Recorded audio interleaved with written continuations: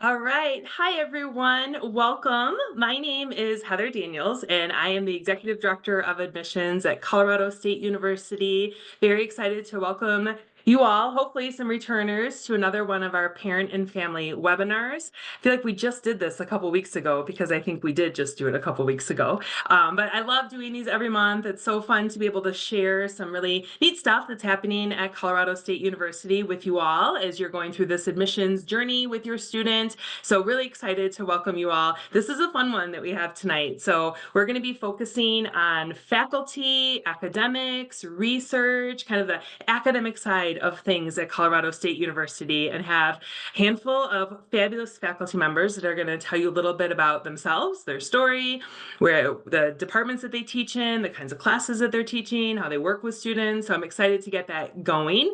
Before I invite them to come off of camera and introduce themselves, I do want to provide just a couple of updates for you all from the Office of Admissions. I always like to give just a couple updates on things that are happening and where we are in the timeline. What is kind of fun is that this is a really exciting time right now in the world of admissions. So for students that have been admitted, congratulations on your acceptance to CSU. We're really excited. At this point, we've made a lot of admissions decisions. We just had one of our deadlines, January 15th, was our regular decision deadline pass. So we're working through those decisions. So if your student hasn't heard yet, they should be hearing from us soon. But we're getting to the point where most of our admissions decisions have been released. And some really exciting things that happened last week, our housing application and our orientation sign up opened up. So these are really important steps for students once they've decided that they're coming to Colorado State University. So what happens is once a student says, yes, I'm coming, they need to submit their enrollment deposit. And then that opens up the opportunity to sign up for housing and sign up for orientation. We'll be doing a webinar all about those next steps. So it's nothing that we're going to focus on a ton tonight, but just to know that those pieces are open for your student. Now, our national decision date, so the date that students actually have to tell us if they're coming to CSU, isn't until May 1st. So students have plenty of time to make the decision. Of course, we want to hear sooner than that. So if your student is ready to make that decision and commitment to come to CSU, we welcome it. We're excited to welcome them to CSU and then be able to provide that opportunity to sign up for housing and orientation. So that just opened last week.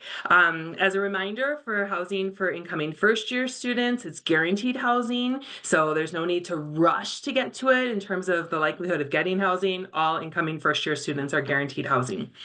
Then the other kind of exciting thing that's happening is that just last week, end of last week, we were able to send out our first notifications of financial aid awards. So if you and your family have submitted the FAFSA, the free application for federal student aid, and the information that is needed from the Office of Financial Aid was submitted, then our Office of Financial Aid has started to send those out.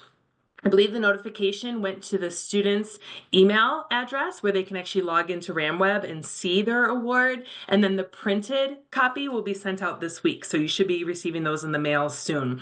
This is a really important step in part of the sort of enrollment steps.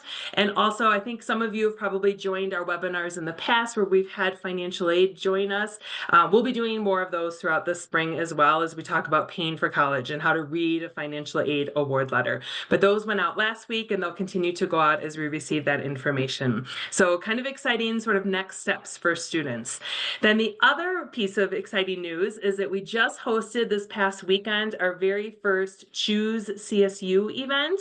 Hopefully some of you in the audience were there this past weekend, where we welcomed quite a few admitted students to campus on a beautiful, sunny, little bit of snow on the ground, beautiful Colorado day. It was a really exciting day. These are wonderful events for admitted students and their families to come to campus and get a sense of what it's like to be a student at CSU. We offer quite a few different sessions and tours and ways for students to sort of design their day based on what they're interested in. We just had the first one this past weekend, and we have 3 more coming up on March 1st, March 29th, and April 19th. So all that information is on our website, and you'll be able to access and sign up for those. So I think that covers my major announcements. In terms of tonight, I'm going to go ahead and ask our faculty members to come off camera. We'll get them to be spotlit on the Zoom, and I'll talk a little bit about what this is all going to look like. So our plan is to have each of the faculty members introduce themselves. They'll tell you a little bit about their work here at Colorado State University, and we welcome you all to submit some questions. I'll get those questions fed to me, and after everyone's had a chance to introduce themselves, we'll try and answer as many questions as we can from the crowd. We probably won't get to all of them, but like I said, we have some staff members in the background that can try and answer those questions as well, and then we'll try and wrap things up at the top of the hour. So that's sort of the plan for the evening. So you all are here. Thank you so much for joining us. Let's go ahead and do some introductions, and you all can sort of popcorn to one another. We can go ahead and start with Dr. McGee, since you're off mute. You'd be a great one to start with. So if you could just tell us a little bit about yourself, what you teach, a little bit about how long you've been at CSU, that sort of thing, and then kick it to someone else. All right. Thank you. Well, excited to be here. Wish I could see you all, but imagine you out there. I've been at CSU for almost 20 years. I'm a veterinarian. I came for a residency, stayed for a PhD, and haven't left yet. I love it here. My favorite thing is teaching. I do teaching and research in the area of learning, and also some reproductive research for animals. I'm a horse OBGYN, if you will. I'm the associate department head for biomedical sciences, so I direct the undergraduate program for anatomy and physiology concentration students in biomedical sciences, and then all of our animal anatomy learning for undergraduate, graduate, and veterinary students. So I'm involved with students kind of across the spectrum. I think that hits all of it, but let me know if you have any questions. Thanks.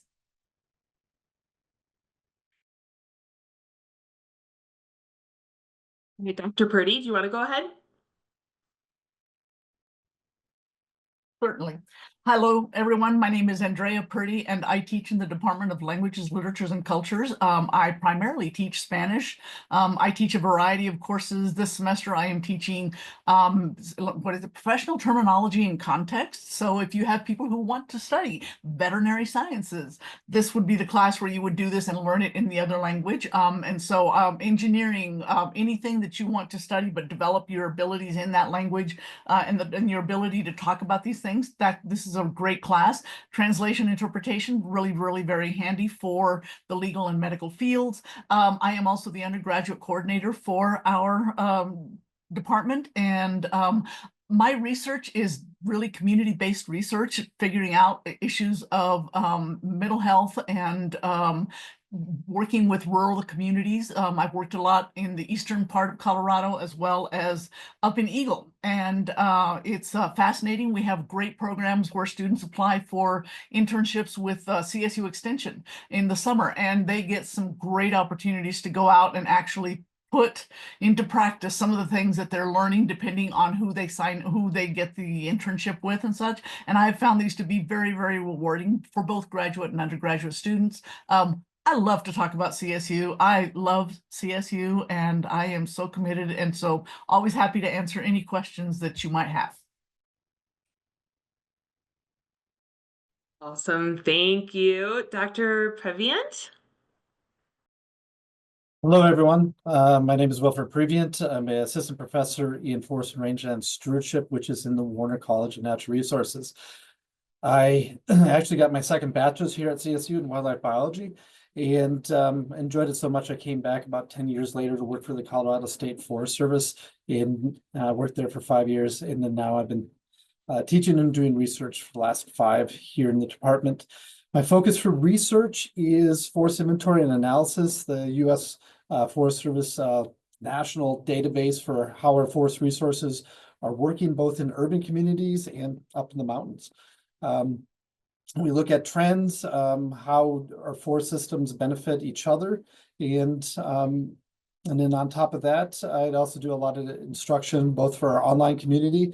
So there'd be the Masters of Natural Resource Stewardship program, and for a silviculture certificate where I work with practitioners and trying to solve some of our challenges with climate change and sustainability. And then my undergrad teaching is going to be dendrology and timber harvesting.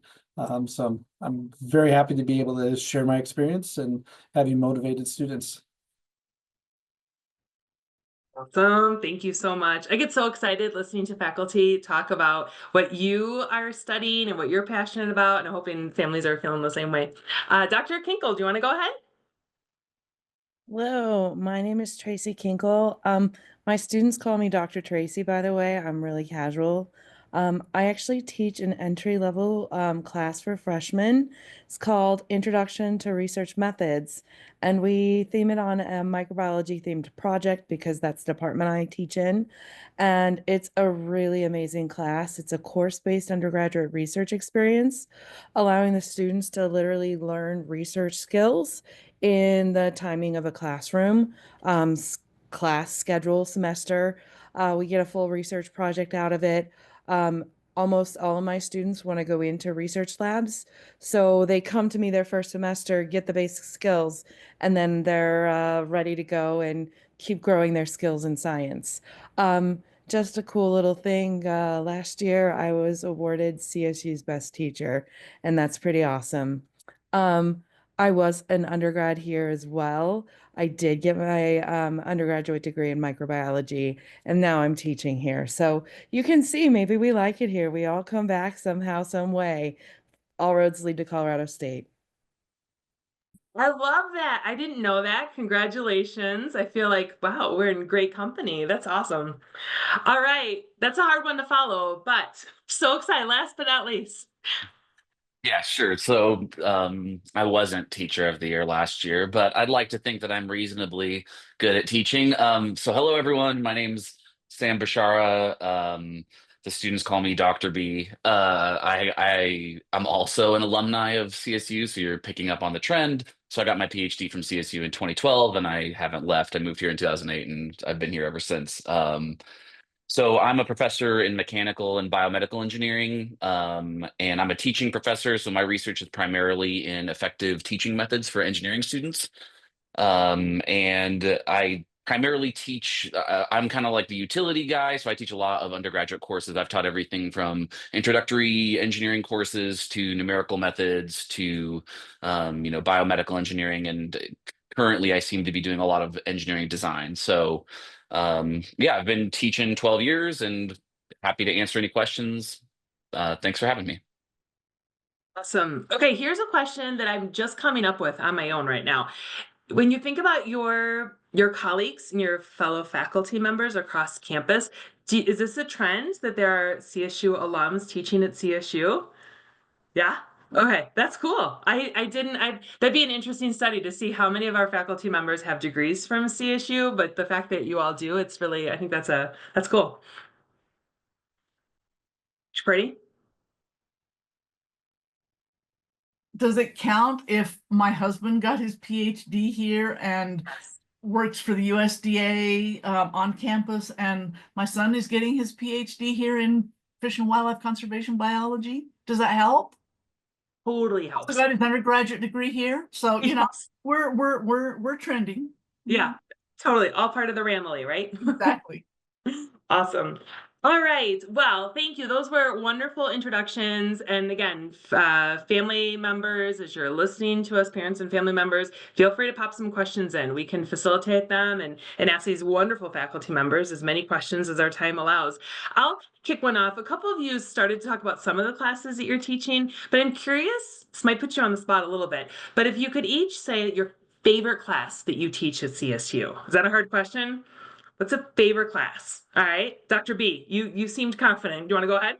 Yeah, so I'm super lucky in that I get to teach the engineering students, and our engineering students are fabulous. And so my favorite class that I've ever got to teach is a sophomore level engineering design class where we actually do a design competition. We've actually held this in Moby Arena, which is the basketball arena. Um, and we did so we've done Barbie battle boats where we had the students design boats that competed with each other and they had to have Barbies.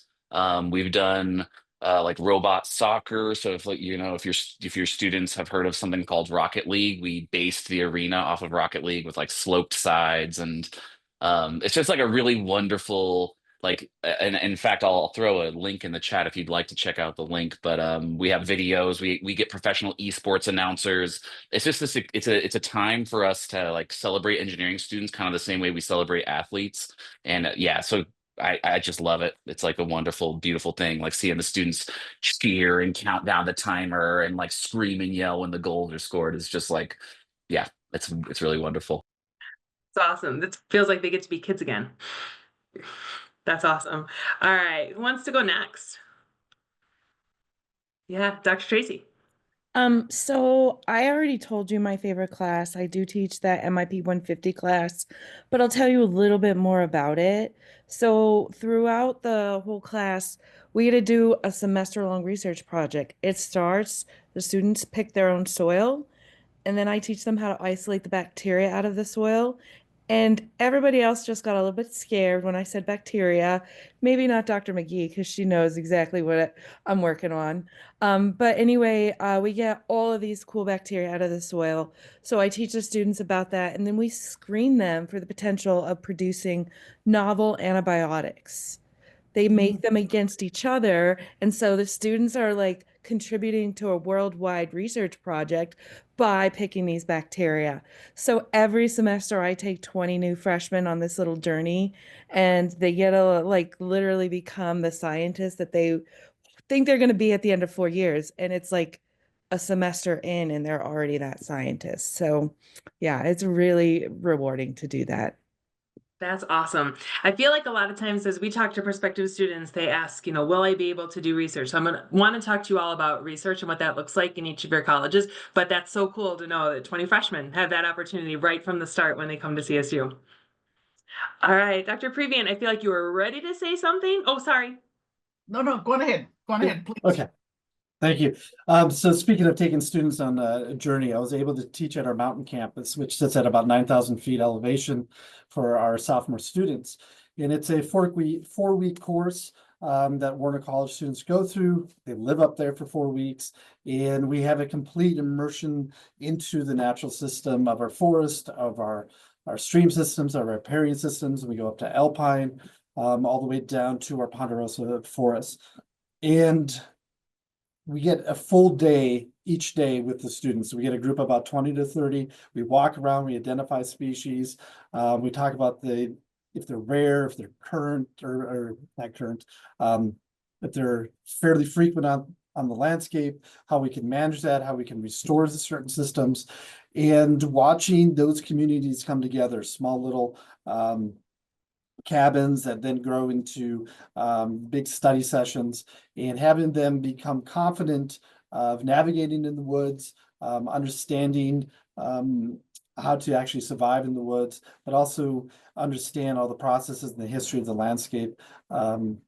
Just having that opportunity last summer to do that teaching and watch the excitement. And yeah, I even got a little excited too when you find the big, nice ponderosa pine tree and you're like, look at this. And you speculate how old it is and you get a core of the tree and take guesses and things like that. So that is one of the probably most engaging but exhausting times of your collegiate pathway, because you are learning 24 hours a day. And it's just a great experience to be out on the mountain campus. Yeah, that's awesome. Thanks for talking about the mountain campus. I think students always want to hear about that. So that's very cool. All right, Dr. Purdy. So I like to think that languages play really well with all of these departments and such. And let me give you a couple of examples. I teach a course called Spanish for Working with Youth and Family that ties into human development and family studies. And it looks at the cultural issues that are faced by Spanish-speaking families that live in the United States and accessing healthcare. We also offer Spanish for veterinary courses and such. We also have a certificate in animal health and care, agriculture, and I'm also the faculty advisor for Rams Without Borders. I'm one of the faculty advisors, and we are working on a project in El Salvador right now. I was brought in because one of the professors, Dr. Bereither, could not go one year, and he goes, I need somebody, and I need somebody that speaks Spanish. And I've been doing this now for 10 years. And we're ready to kick off a project, and it's really amazing because the students have ranged, not just engineering students. We took a person who was a business student so that they could teach the community how to manage and charge for things that are happening with this potable water project. So there's students get opportunities to do some amazing things across the fields. It's not just one, it's not just the other. We find, and then the honors program is another way that we also make some really great connections across the board. So that's the one thing that I wanted to say, is it's not always just one area. We can move across board, so anyways, yeah. Perfect. Thank you so much. Dr. McGee? I want to build on that a little bit. I can't pick one class. I get to work with underserved high school students during the summer, helping them to explore One Health. I get to work with our freshmen in our freshman seminar course, exploring, the different parts of One Health. And they might come in anatomy and physiology concentration, but they didn't really know about microbiology and immunology, and the medicine of the future is immunology. And then I get all the way to our veterinary students, and I have them in their first year physiology course, where they think they're going to be a small animal orthopedic surgeon, and nobody practices veterinary medicine the way they wrote their application to go to veterinary school. So take the class that you think is the oddball. Parents, be open to the exploration that your students are engaging in. It's all about that growth mindset and figuring out what your passions are and how that fits with the things that you love and the things that you want to spend maybe not the rest of your career doing, because I don't know what I want to do when I grow up, but at least the next 5 or 10 years doing, and try those cross-disciplinary opportunities to explore, because that's what I love to see in students, is not just the light bulb of learning, but this is where I can see myself go. Awesome. Well, while you're still off mute, there was actually a question that came in for you, Dr. McGee. So this was specifically for you, related to good majors for pre-med students, PA, MD, DO, students interested in anatomy and physiology, also bilingual Spanish, English. So maybe talk a little bit about those that are thinking about health professions. Sure. So I want to emphasize that there is no perfect major for a health profession. There are prerequisites. Good, everybody's nodding with me. Sweet. You could be a biomedical engineer and head on to medical school. I went to engineering school and went to veterinary school. So any sort of undergraduate major, as long as you hit those prerequisites. So I would say speak with the health professions advising team at CSU, maybe look at what those programs require. All of those health professions have them on their websites for admissions and what those prerequisites are. From an admissions perspective, having sat on the DVM admissions board, talking to folks on medical school, PA school, these are members of a community. These are individuals who are leaders in their community. They're leaders in One Health. They're engaged in their community. It is more than just your academics. It is, are you a leader? Are you contributing? Are you engaged beyond, if you're going to go to veterinary school, have you only ever worked in a veterinary clinic, or have you done other things where you've built those soft skills? I love to see people who worked as bartenders or hostesses. When people are not behaving at their best, can you handle them as human beings and resolve critical situations? So I don't think there's one single path. I don't think there's one single major. Pick the major that gives you the most opportunity to explore the things that interest you. Okay, that's perfect. Awesome. Okay. So I'm getting some questions that are coming in. I'm trying to do my best to facilitate and think the best place to go. Dr. Pretty started to talk a little bit about education abroad and international opportunities. And there are some questions related to, how does that work with majors? What kinds of classes do students take? International studies degree. So Dr. Pretty, I don't know if you've got more to add, or if others do from your colleges, how your students are able to have that international experience. I would love to address this, because I think sometimes students go like, so if I'm going to go abroad, the only thing I can study is French or German, and you're like, oh, no, no, no, no, no, no, no, no. Universities accommodate and build in things.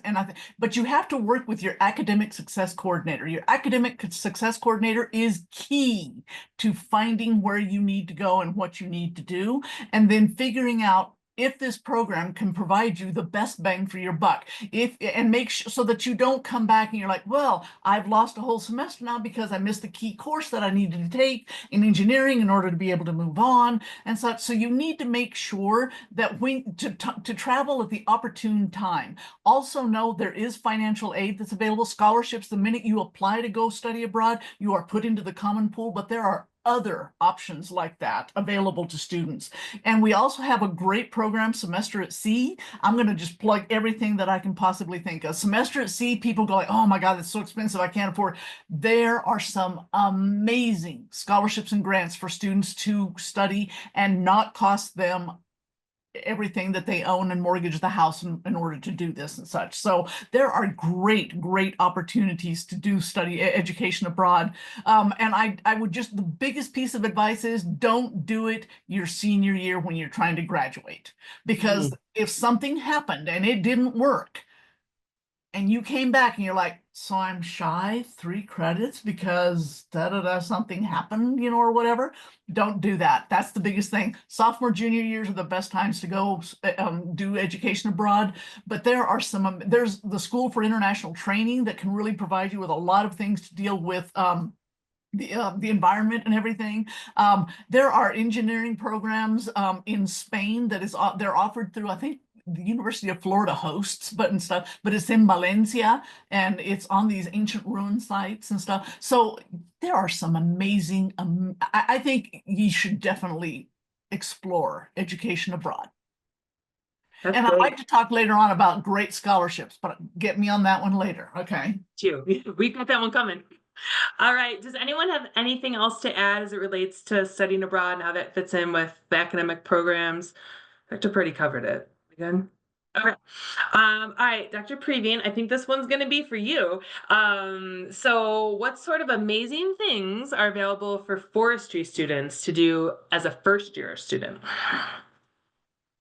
So I'm the advisor for the Alpha Chapter Society of American Foresters. It's a Society of American Foresters. It's been around for over 100 years.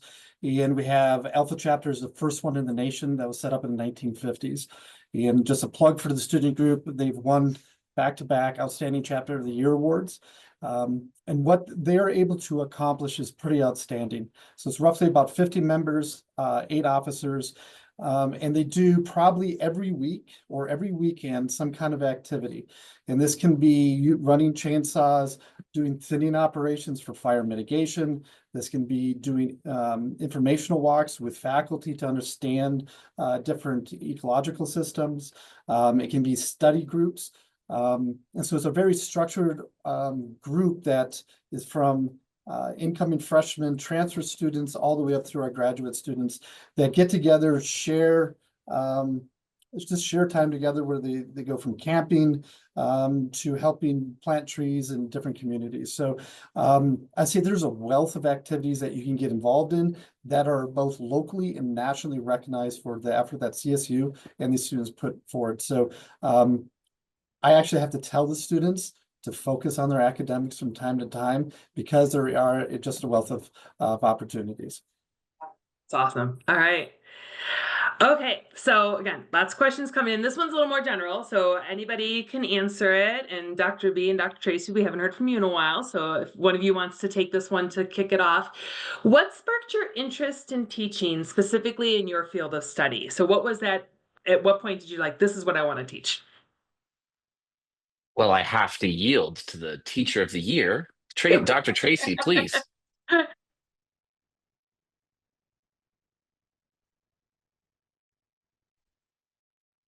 All I right. almost had it. There you go. Oh, wait. Sorry, y'all. It's working now. I'm not tech of the year, just teacher, okay? Actually, I was in the research lab and we were talking about light bulb moments. It was doing bench research repeatedly for, I don't know, 15 years. Kind of got a little tiring. You're doing a lot of the same stuff over and over. But I happened to be teaching an undergraduate student and he had dreams of going to medical school. And so he had this future planned ahead of him. And the light bulb moment happened for him when we finally got something to work and his eyes just lit up. And I realized, hey, I really enjoy this aspect of the teaching. And turns out I actually get to do teaching research, right, on my science subject. So it's like a combination of both the subject that I like to teach, but like giving them the skill set of how to go and do what I love, right? So yeah, it was a match made in heaven for me, for sure. Awesome. Dr. B, do you want to answer it? Yeah, sure. I mean, Yeah. so I mean, I'm very similar in the sense that to me, teaching is, incredibly fulfilling in that you get to, it's kind of like gardening in a weird way. I don't mean to make that sound creepy, but you get to kind of like, you plant the seeds and then you kind of like let it go, and seeing the students succeed has just been like incredibly fulfilling. So, I kind of got into teaching. I started when I started a company when I finished my PhD, and in order to make money on the side, I taught at a community college. And then one day, my partner that I had started this company with basically looked at me, and I'm like writing out my notes, and he's like, your heart's not in the company. You're not a businessman. Go teach. And so for me, it was something that I kind of accidentally discovered, but got addicted to, and have been very, very, I'm lucky and blessed to get to do this as a career. So, Awesome. yeah. You keep up with the company? No. No, we lost all our money, and Oh, sorry. yeah, no, it's a, I mean, like, so I teach engineering, and so a lot of students want to go into entrepreneurship, and so I always like to tell them that, like, I can tell you what not to do and what personality traits you need to be successful. You can't be like absent-minded professor. I mean, that's not a big surprise that didn't work out. But so yeah, so it didn't work out, but it was still cool. But I thought it got you here, so that's good.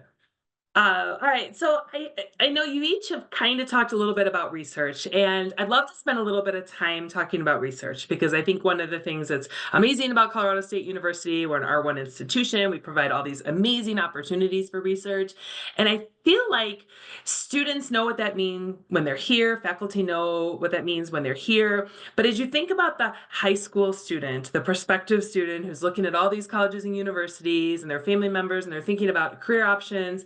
Can one of you, a couple of you, sort of talk about like what is research? What does that mean? How does that complement the classes that students are taking? How does that fit into the schedule? How does a student talk about that when they're looking for internships and jobs? Can someone sort of break it down a little bit? Dr. McGee, go ahead. I'm going to start I think the important thing to think about research is that it's not a box to tick. It's not, I'm going to apply to medical school or vet school, so I need to tick the I have research experience box. It's a learning opportunity. If any of you did sports, what did you learn from sports? You learned teamwork, you learned perseverance, you learned sticking with it even when it doesn't work. Research is like that as well. When you're 10 years in the lab doing the same thing over and over again, we call that research, but really expecting a different result is the definition of insanity. And yet we're still there doing it, hoping that we can move the needle forward in our area of interest as a researcher. So I was just responding back to someone about research. If you're thinking of going to vet school, you don't have to do research in the vet school or in the veterinary teaching hospital.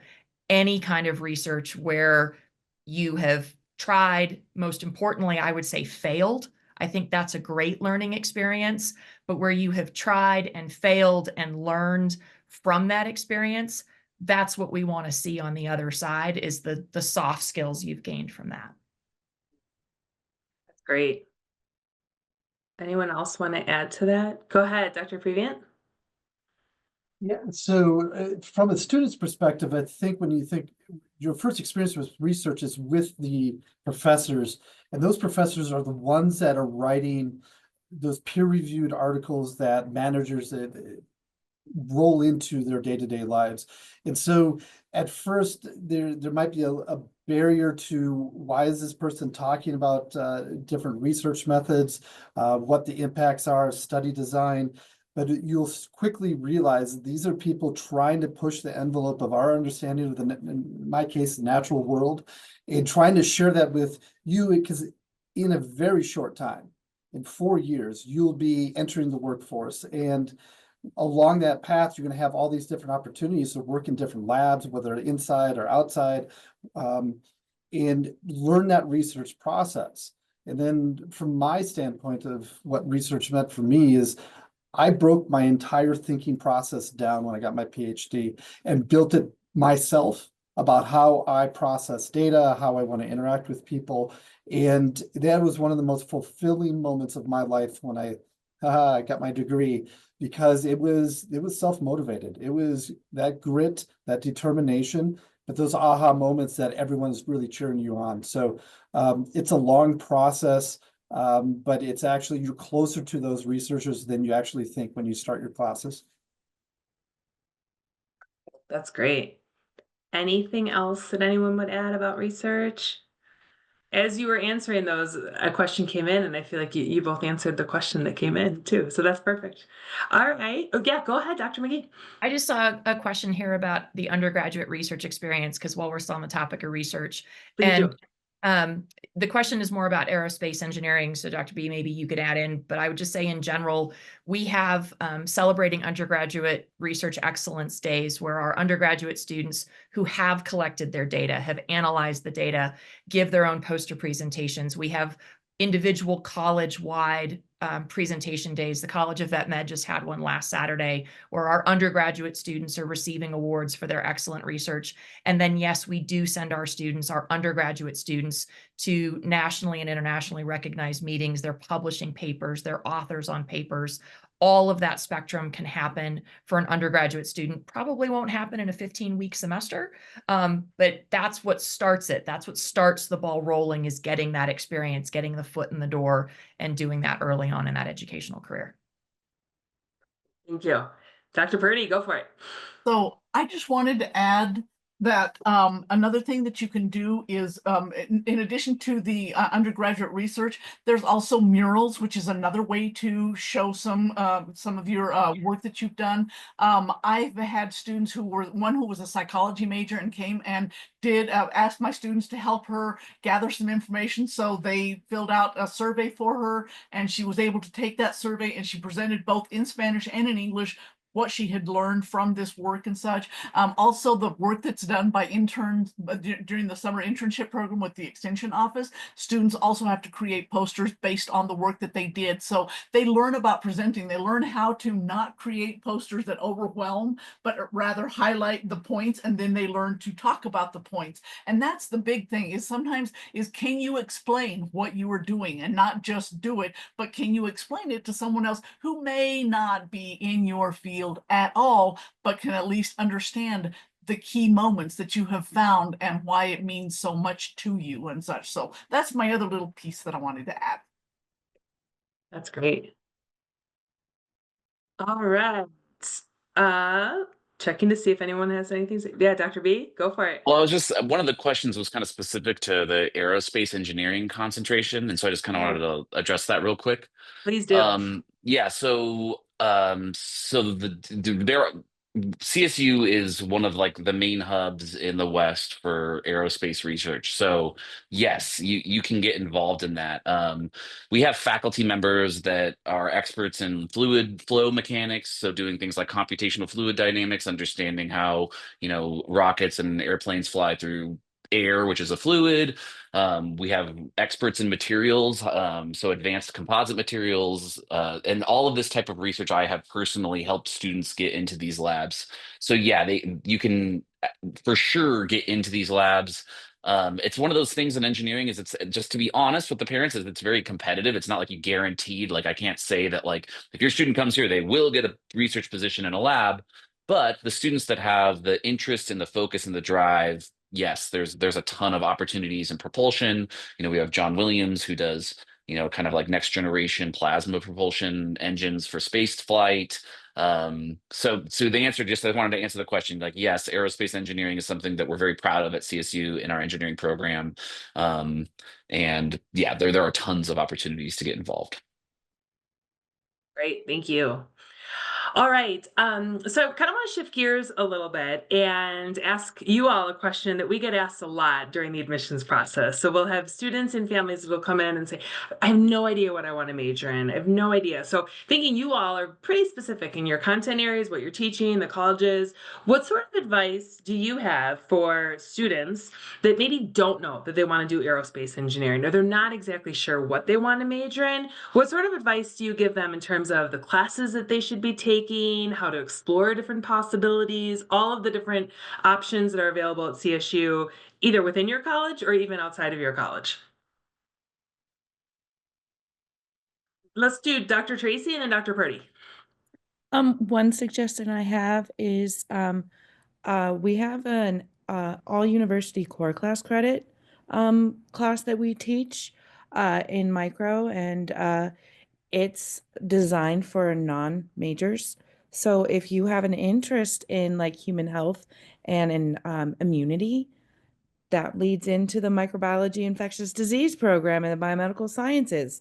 But maybe you don't know, so you can take this all university core class credit, get that credit which qualifies, for one of your required classes, and see if you like the stuff we're teaching. And if you do, then maybe you could actually start talking to an advisor in this field, and then they could actually get you lined up with, hey, here's what our, second semester students might be taking, and get you on the flow to try that major out.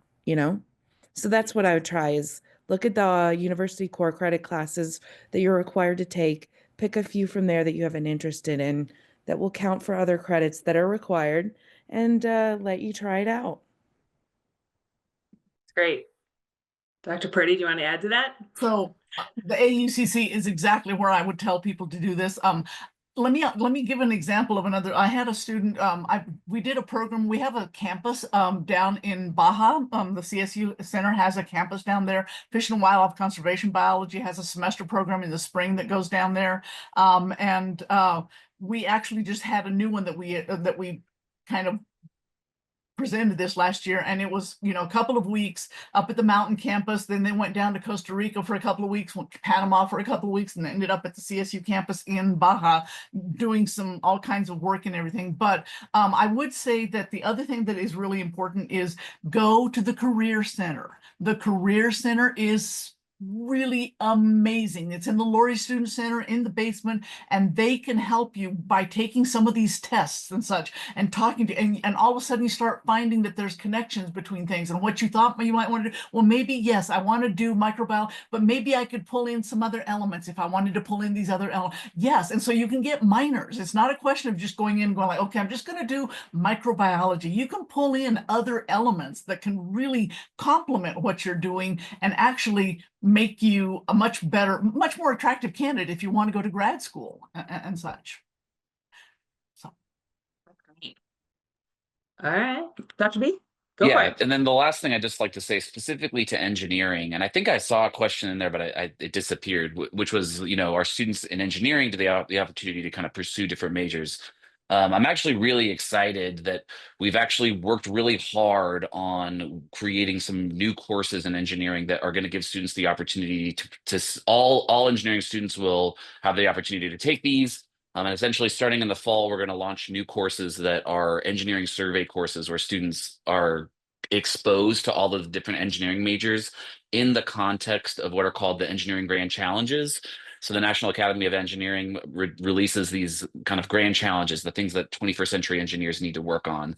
And so we're creating these new courses. So if your students are interested in coming to CSU for engineering, at least, you can tell them that they do not need to worry about what major they choose. They can choose whichever one they'd like. And then if they decide after their freshman first semester, they're like, oh, shoot, I actually wish I was an electrical engineer.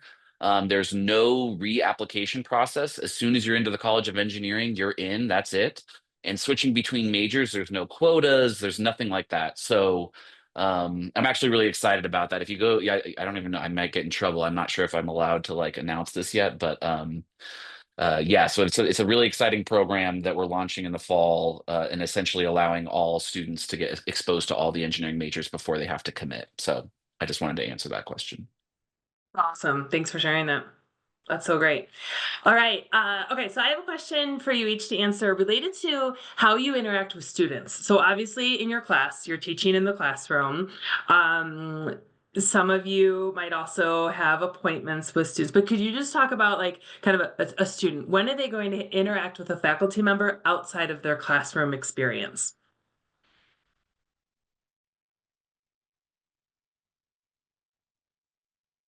Yeah, I guess I can jump in. So So yeah, for me personally, so all of the faculty, and I'm sure all my colleagues here will, so there's office hours, which I would, encourage your students to go to. We're all here to help them. I had my office hours yesterday and no one showed up, and I kind of joke that like, PhDs would charge $150 an hour to tutor, but we'll do it for free. So please tell your students to come to our office hours. The other places that students interact with faculty are, so at least in engineering, we have a lot of events at our residential learning communities where faculty will actually have dinner and they'll meet with students in that kind of capacity. If your student gets involved in undergraduate research, they'll work with the faculty very closely there. And then the other thing that I was going to say is that almost all of the registered student organizations have faculty advisors and mentors, and so like there'll be a lot of interaction there as well. So in terms of like the student experience, the faculty will be in the classroom, they'll have office hours, which please encourage them to go to. And then there's all these extra opportunities, and I'm sure my colleagues can chime in with a million other things. And so, like, study abroad will be led by faculty. So if the student goes on one of these trips, they're going to get a really close relationship with faculty that way. But again, I think office hours is one of the key, it's one of the most underutilized things that students could really use to get close. This is how you get these types of research experiences. When I was an undergraduate, I personally got a research experience by going to office hours and expressing interest. So yeah, there's a kind of a whole suite of ways, but those are the main ones that come to my mind. Awesome. All right, Dr. Purdy.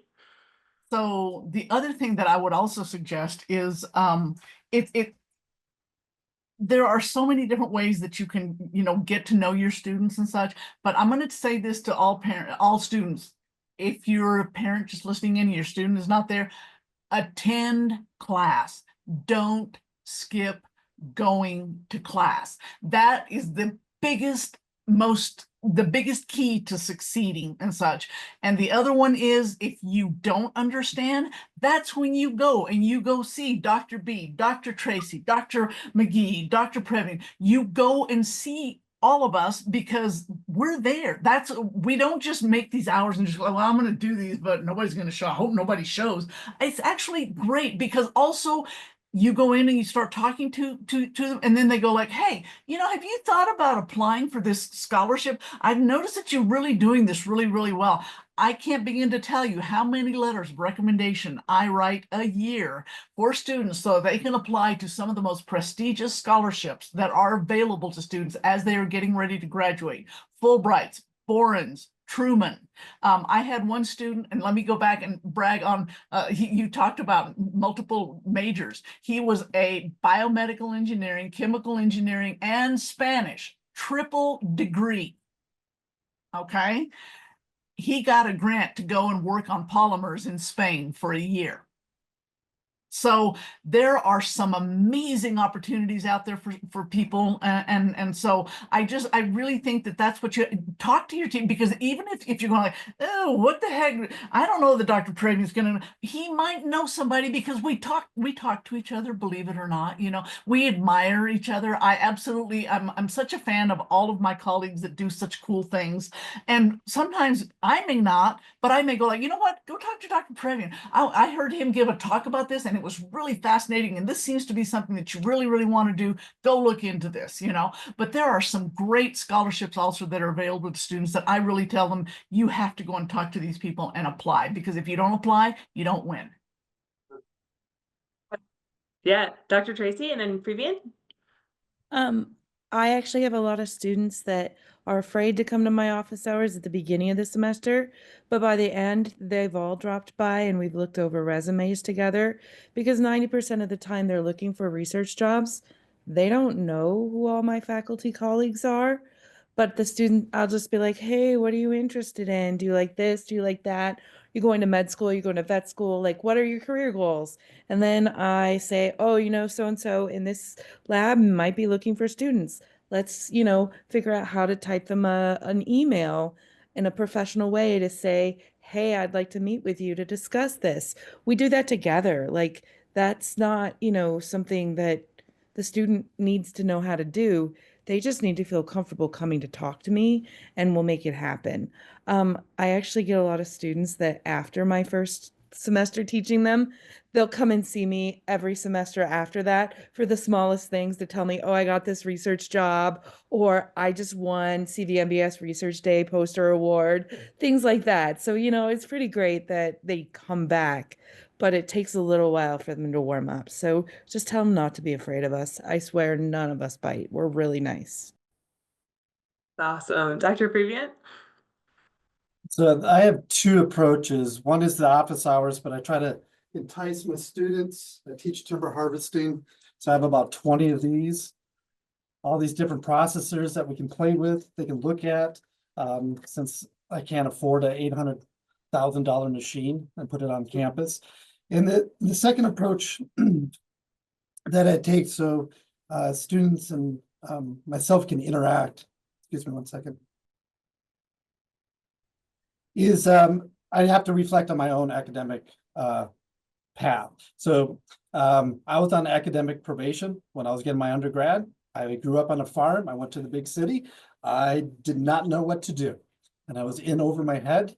And I missed out on these opportunities to use faculty for office hours, for mentoring, for guidance, just to be comfortable getting into the real world. 20 years later, running my own business, being in the private sector, I really go out and volunteer so I can be with the students. I advise the students.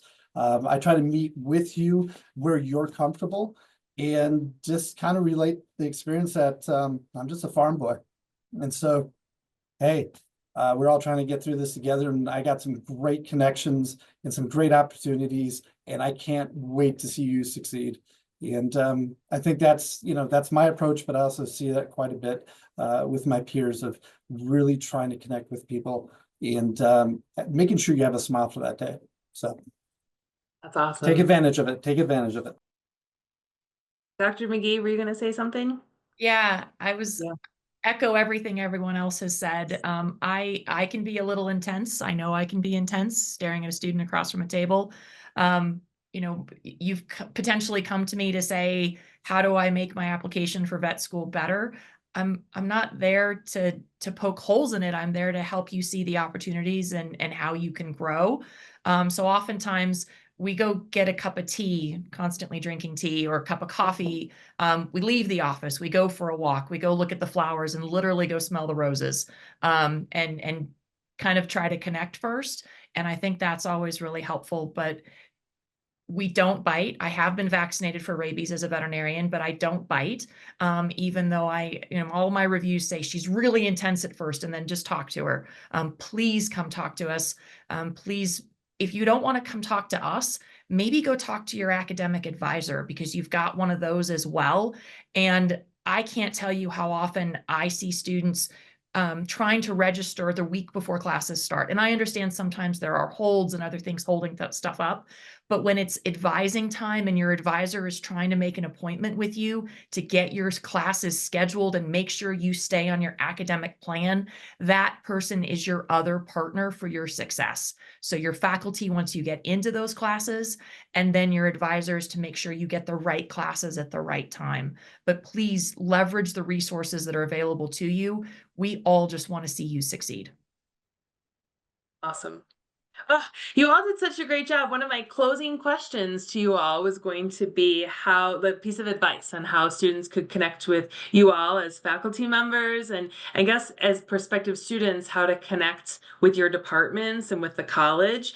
So I'll make a couple plugs from the admission side, but if any of you have some thoughts on that, how to connect with you all before, and then advice on how to connect once they become students, how to get connected with research, things like that. So I'll just make a quick plug. I started off talking about our Choose CSU days. And for those days, we often will have a lot of you all participate, our faculty members that will do demonstrations and they'll offer sessions. So those events are really great opportunities to learn a little bit more about the different departments in the colleges. If those dates don't work out, we offer information sessions Monday through Saturday, and we've got some specific visit programs within the colleges. So students, family members, if you're coming to visit campus and you just have to get over to the College of Engineering and hear a little bit more about what Dr. B and his team have going on, the College of Engineering offers tours there as well. So take a look at our website. We can set all those up. So in closing, to be respectful of time, does anyone have sort of some parting words of advice, how to connect with you all as prospective students as they're making their decision, and then afterwards? Dr. McGee, go for it. I cannot emphasize enough. You probably heard the same thing in high school. Get involved, get engaged, join the student association, do the things that are happening in your resident hall. Go drop by the department office and just say, hi, I'm a freshman. Can I say hello to people? Who's here? Who supports me? Don't be shy. We're there to support you. Get engaged. And welcome to CSU, hopefully. Dr. Purdy, go for it. One of the things that they have at the beginning of the year is they have a whole kind of a big show day for all of the different clubs that are out there. And sometimes you think, oh, I just don't think I fit in there. There are so many different clubs. There are Dungeons and Dragons clubs. There are all kinds. There are poetry clubs. There are all kinds. There's one that reads, The Book Was Better, and that club, and it's a book reading club, and they talk about how that's so much better than the movies and such. There are so many different ways that you can find different groups that will really kind of fit your little soul and make you happy. And that's what I really think is just like Dr. McGee said, get involved. Don't just be, and if you say, but I'm really shy, I'm really timid. Trust me, there are plenty of other people who are shy and timid just as much as you are and such. And we're all here to work together and make a great community, and really go to some games, go go hiking, go to the mountain campus. It's one of my favorite places in the whole wide world to go be. Dr. Tracy. I have one final thing. Always come back to CSU. Okay, so start here and love it and get involved here, and then you can come back and get more involved and do all the things that we're doing too. So clearly we love it, so we want you to love it as much as we did. So welcome, go Rams. Awesome. All right, what a way to finish. That's awesome. Faculty members, thank you so much for sharing your stories and everything. And participants, thanks for being a part of this. We will post a recording of this webinar to our admissions website. And stay tuned. We'll have another one next month and might see some of these faces again, because I feel like I want to tap into you all for some more content. But thank you all for being a part of this evening. Have a wonderful night and go Rams.